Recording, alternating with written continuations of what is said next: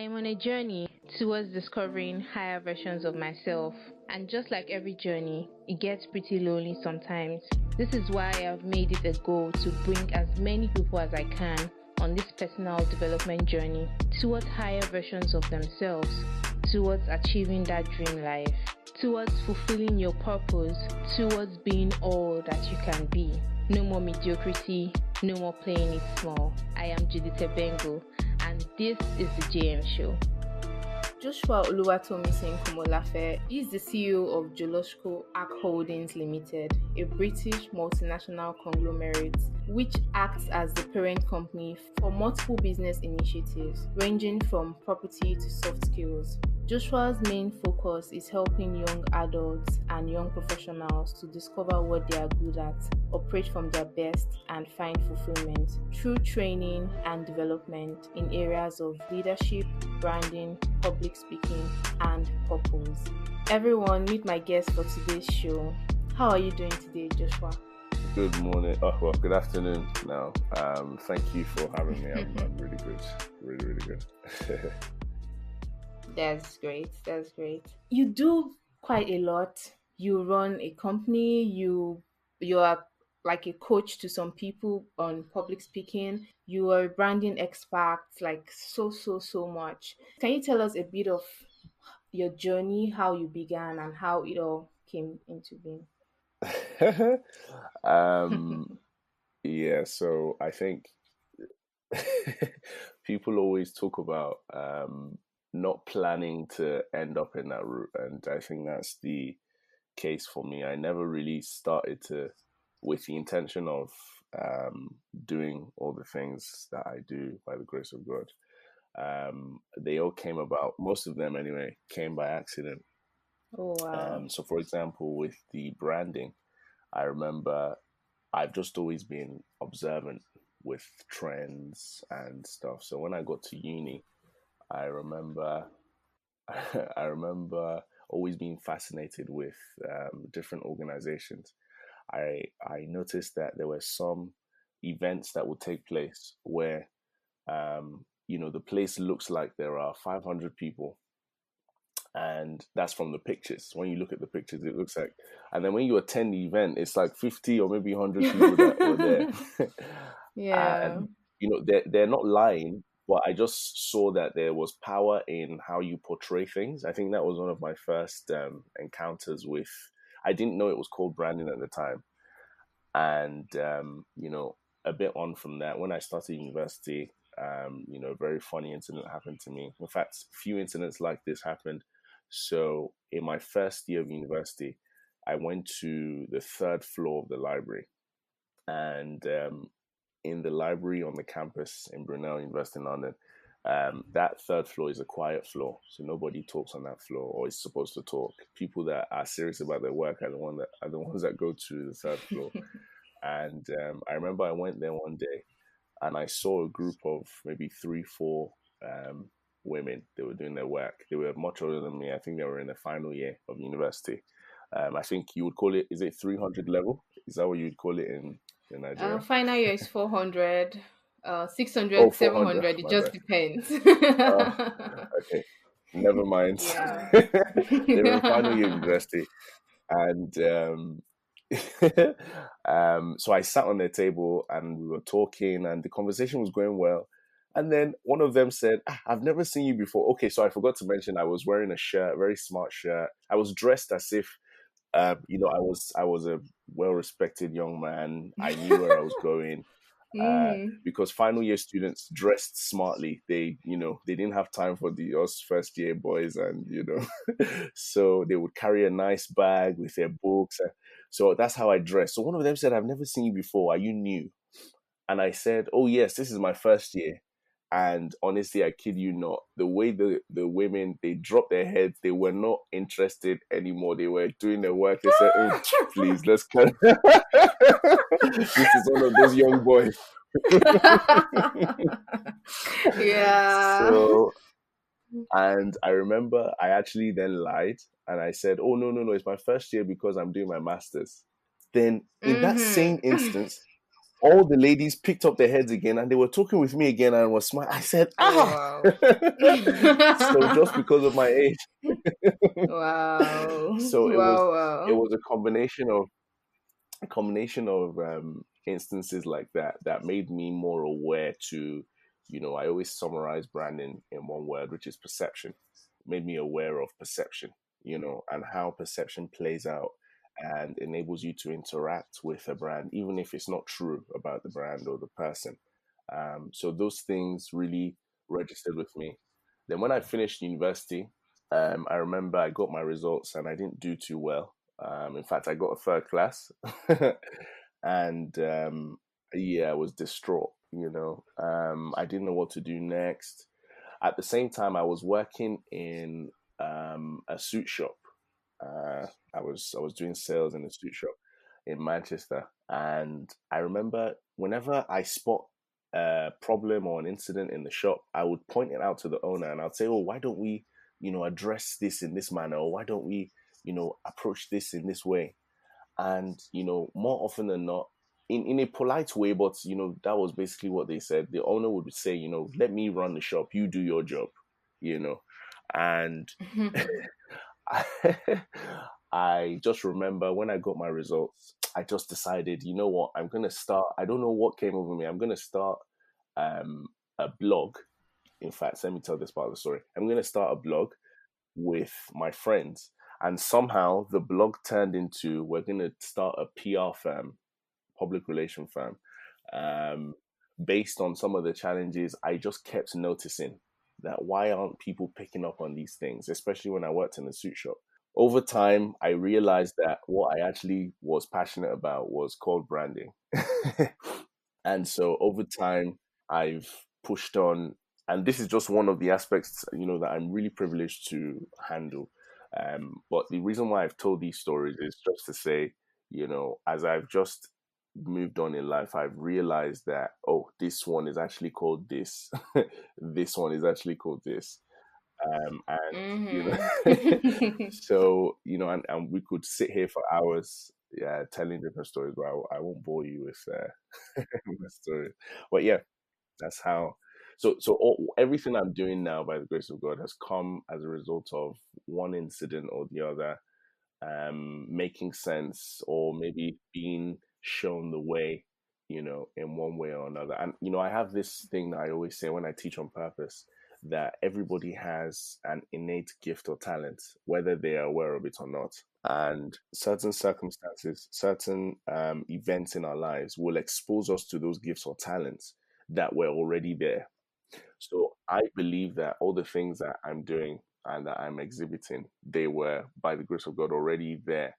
And the different events and the stories I've described, they just brought them out, if that makes sense. So yeah, I'll stop there.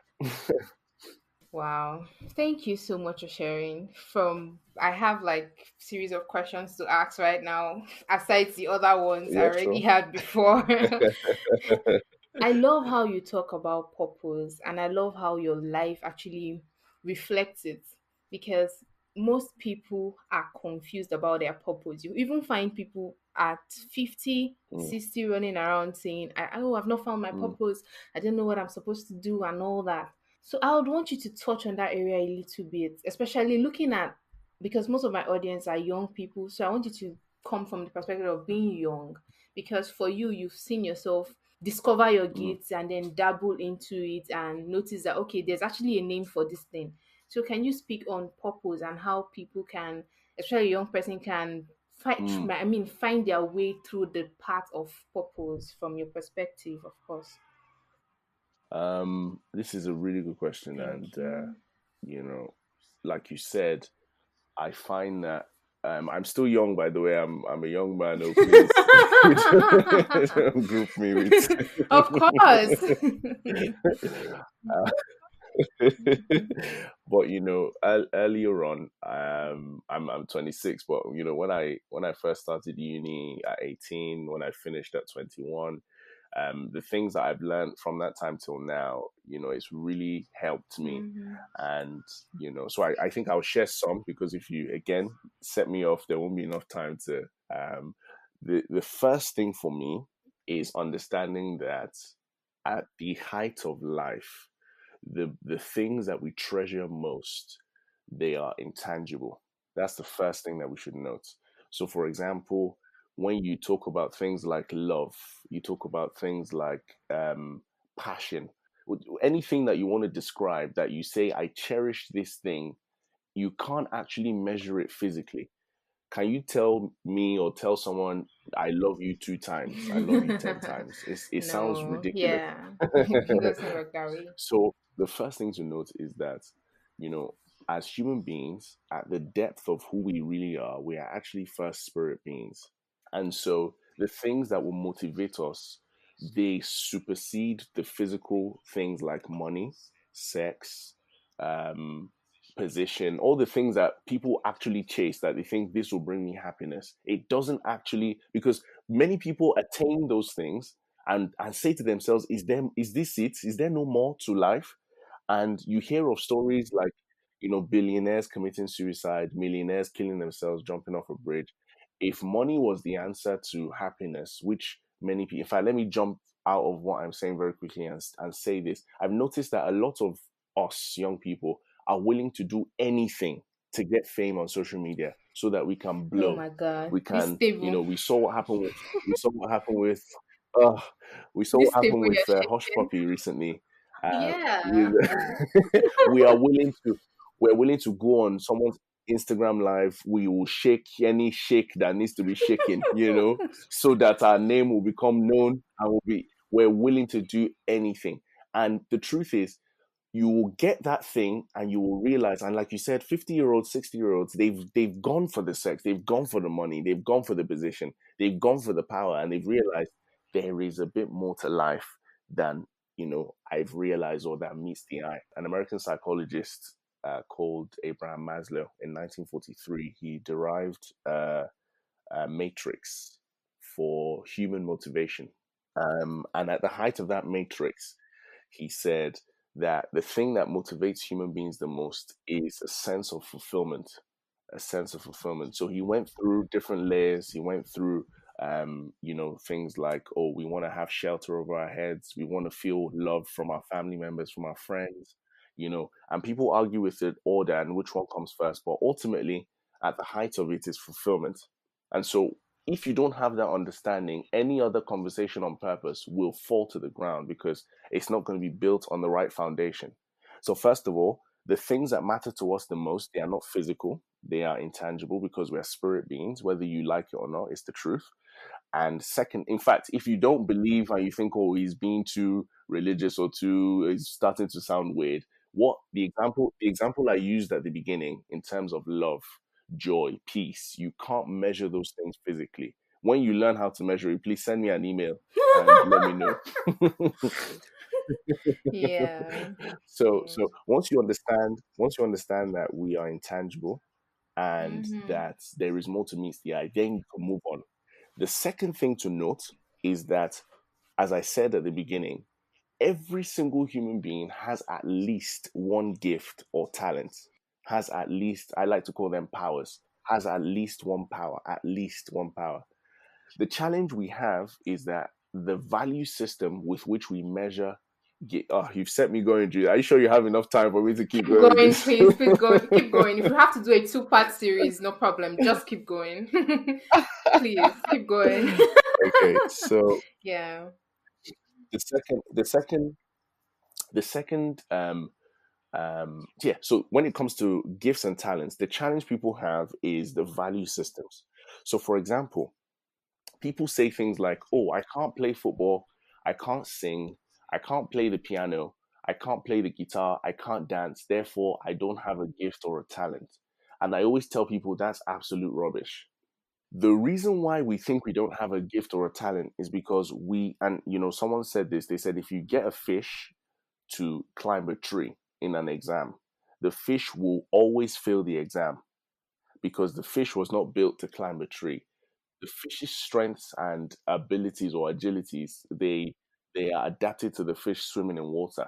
When you try to measure your gifts or talents using a different value system that is not the ultimate or the true value system, you will think that you don't have gifts or talents, or the gifts or talents that exist, you will neglect them. For example, I'm a believer, I'm a Christian, and so the scriptures say that every born again Christian gets given to them by the Holy Spirit what something called the gifts of the Spirit.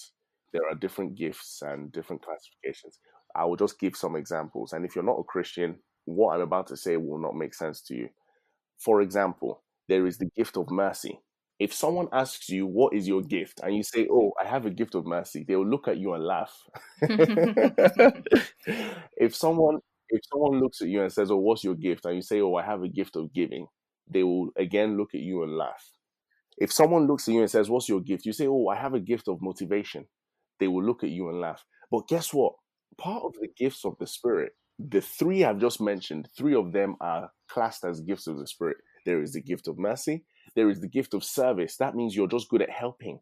You've been gifted specifically just to help people. There's the gift of giving. There's the gift of exhortation, which again is a class of motivation. I'm going somewhere, by the way. Whether you believe or not, I'm going somewhere. If I tell you to write 50 good things about yourself that you're good at, you might struggle to get past 15. If I ask someone else that knows you, maybe your mom, your dad, your cousin, your twin, your boyfriend, your girlfriend, to write 20 good things about you, they might struggle. But for me, again, as a believer, which is one of the reasons why, because this thing has to make sense for me to say I'm going to give my life to this so-called God that everybody is chasing. I approach it logically. Why should I give myself over or follow his ways? In Psalm 139, verse 13 to 19, I believe, there's a part where God says, he says it of himself, that the thoughts I have towards you, they are more than the sand of the seashore. That means if I ask God to write 1,000 things concerning me that are good, he will not struggle. Wow. And so for me, I would rather entrust my or get my values from that kind of source. Let's even forget, nobody else has ever made such a claim. This is not about, oh, which religion is, but nobody else has ever made such a claim about me to say, I can write 1,000 good things about you. I can write 5,000 good things about you. Nobody else, no other source is good enough for me to be able to say that and write that for me about me. And so when you have that understanding, I have this belief that God has given, whether you're a Christian or not, every single human being has at least one gift or talent. Let's take it on a step further. Aside from the spiritual gifts, which only Christians can have access to, there are natural abilities. So I've done some deep research and I've studied and realized that all natural abilities fall under four major groups, four major categories. The first one is creative. The second one is relational. The third one is cognitive. And the fourth one is physical. So I'll start from the beginning. Creative. So all creative gifts can be categorized under these different aspects: artistic, drama, and music. Any creative gift that you have can fall under those. Then, when it comes to being relational, things like leadership, communication, and you're socially sensitive. So you'll find, for example, with leadership, when a task is set, you just have that innate gift of bringing people together, of setting vision, and really inspiring people towards a greater cause. People have that gift, innate, put into them. I'm going somewhere. Follow me. With communication, which still falls under relational, you have things like you're good at teaching, you're good at speaking. So you'll find that some people say, oh, yeah, this person is a natural speaker. It's a gift it's a communication gift that they have. And finally, under relational, oh, by the way, I'm writing a book about this. So, you'll be able to follow it more extensively, hopefully, in the future. Under relational, there's socially sensitive. So you have people that are caring, they are naturally empathetic, they are quite diplomatic, they're good listeners, and so on and so forth. Then under cognitive, which is the third branch of where all gifts fall under, you have people that are attitudinal. So they are just very determined. They are very patient. Naturally, you'll find that you've met people that, what's wrong with this guy? They slapped you, you didn't move, and this is not about being a Christian. You've met, Exactly. Can't you get you've met angry? people, you've met Mm-hmm. people that are, determined. You've met people that, in terms of cognitive, they're also quite smart. So they did well at school, for example. They didn't have to read as much as other people.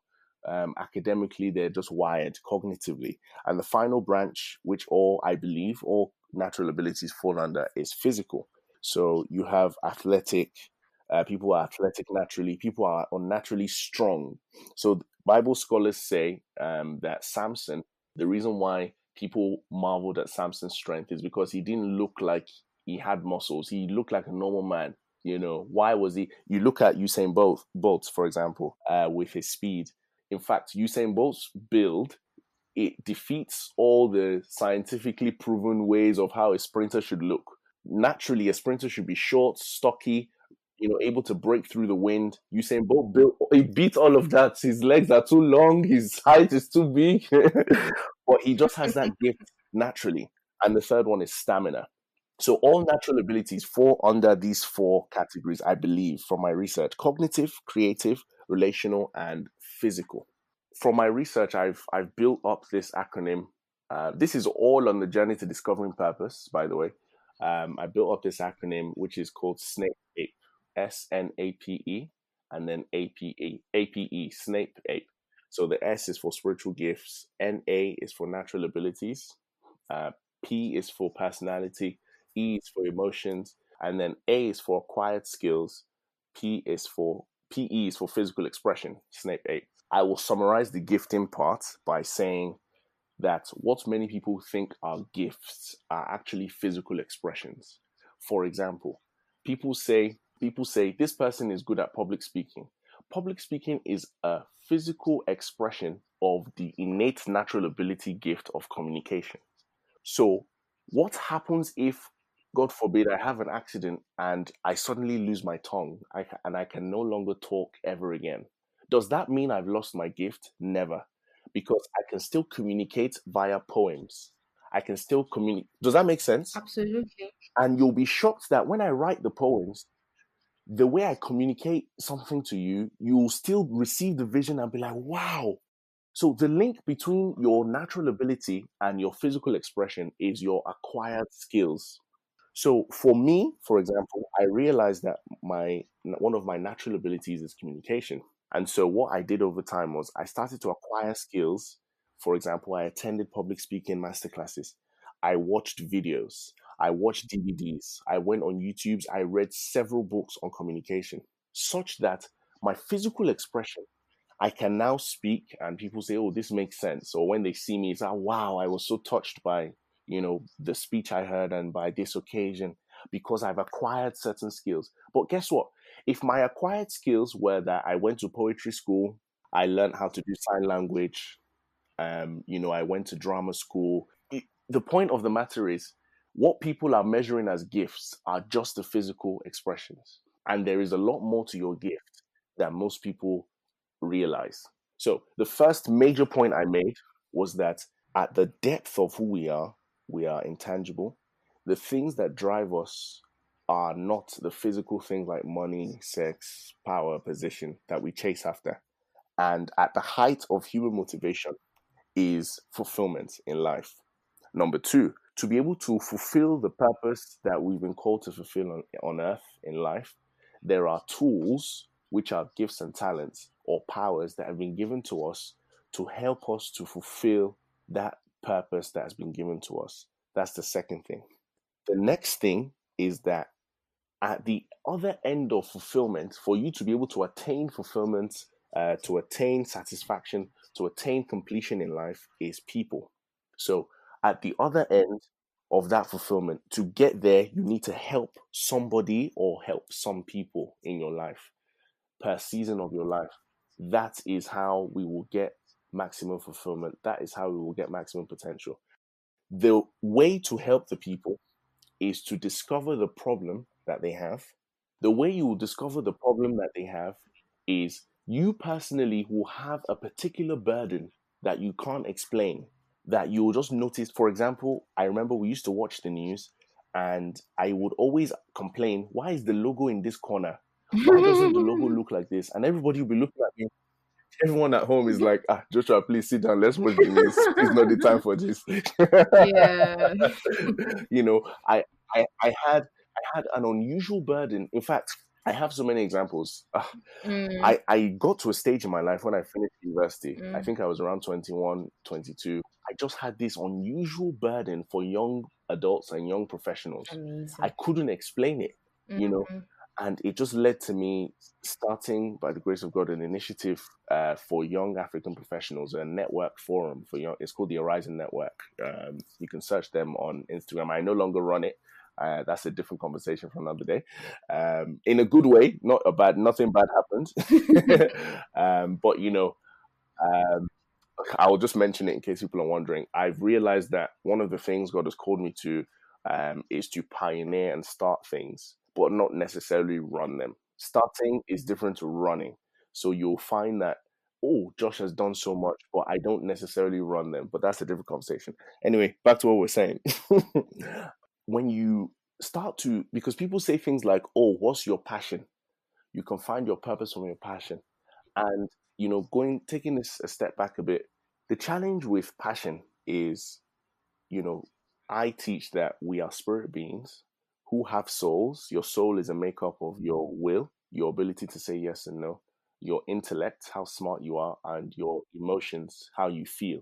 So the challenge with most people is if you try to discover your purpose from your passion, which is how you feel, there are things that are deeper than your soul, which are spiritual.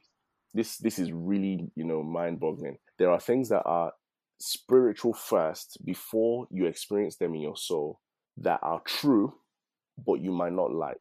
For example, I saw a video one day of a man on Instagram that said he doesn't like beer because when he was young, his father told him to drink the beer because he really wanted to drink it. And he realized that the beer was so bitter, he spat it out and said, "Oh my God, I never want to drink beer again." But there are people that drink beer today because their taste palette has developed such that they can appreciate the beer.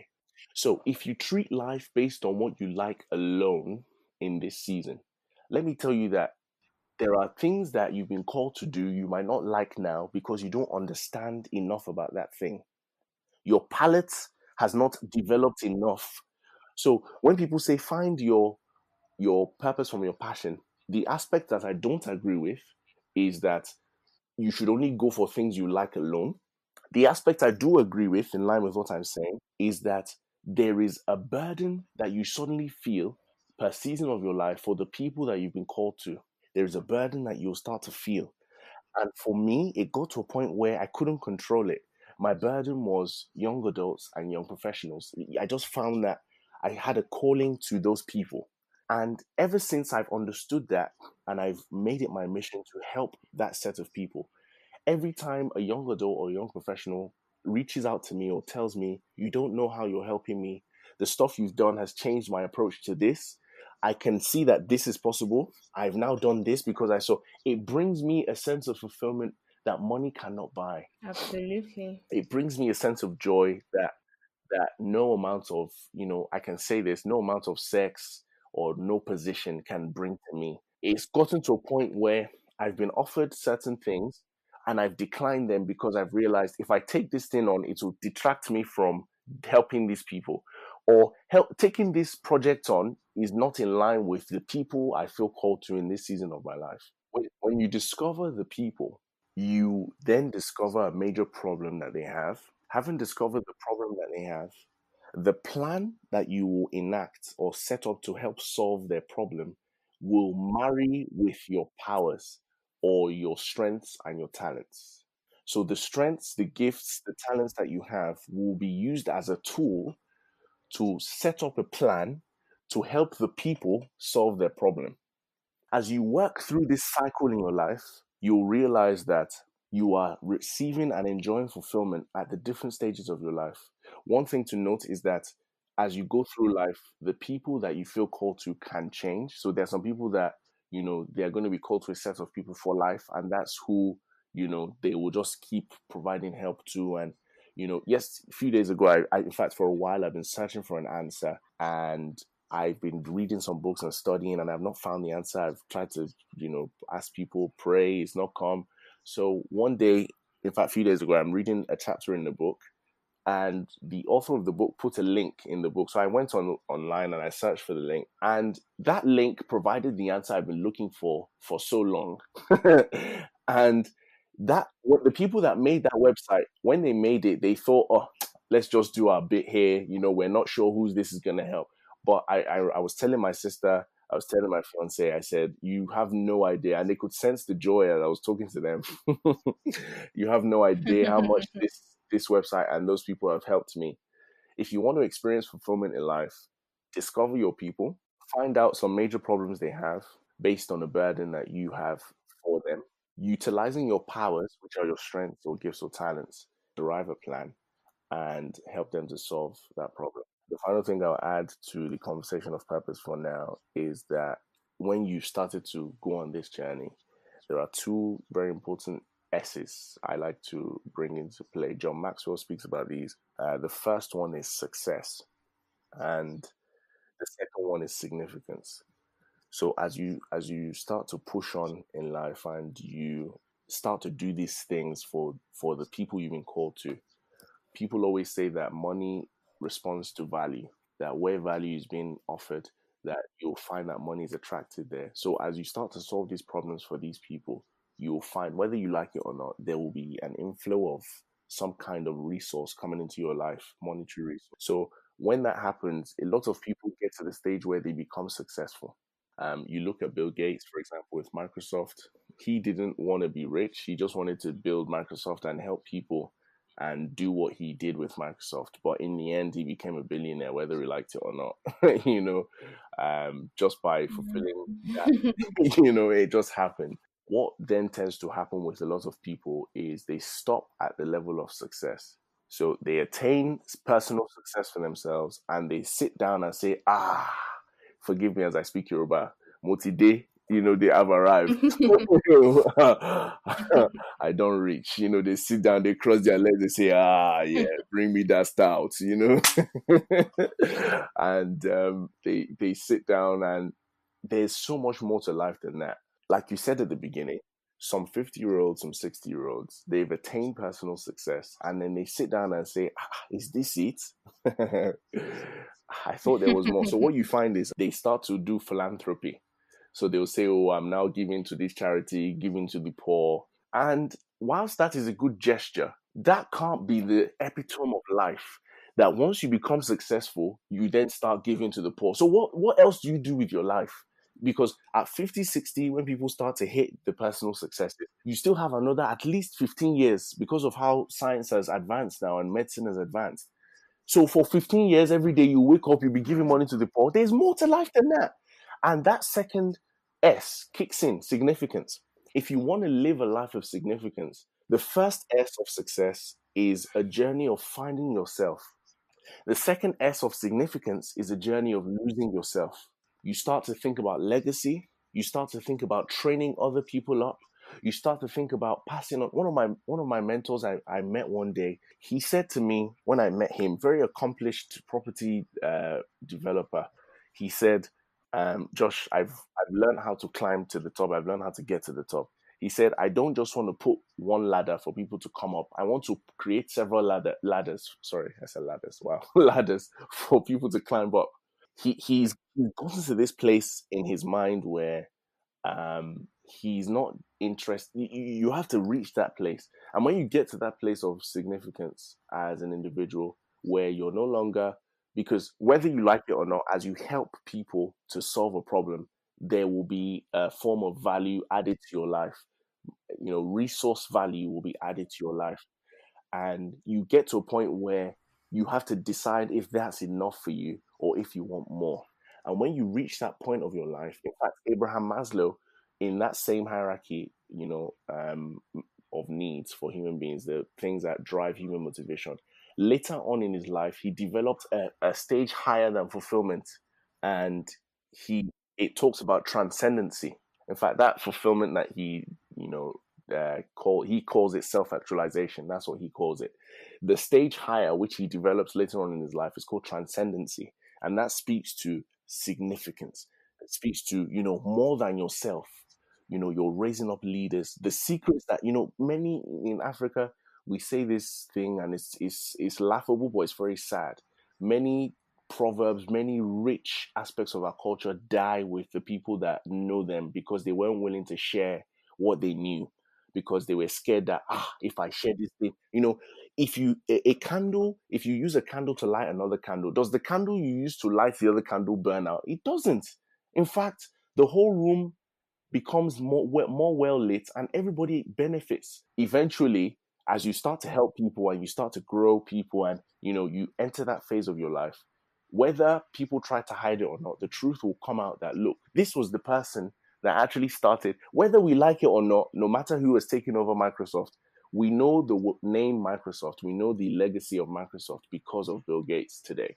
People stumble into purpose and there is an intentionality about it. I describe God as a master writer. He's written a play, and when you read plays or you watch plays being acted out, there are parts where sometimes somebody isn't introduced until act 2 or scene 2, and they have a role to play. And when they've played that role, they exit the stage. Someone else keeps going until the play finishes. I believe we all have a part to play in this master script that's been written, and we're not just born to exist.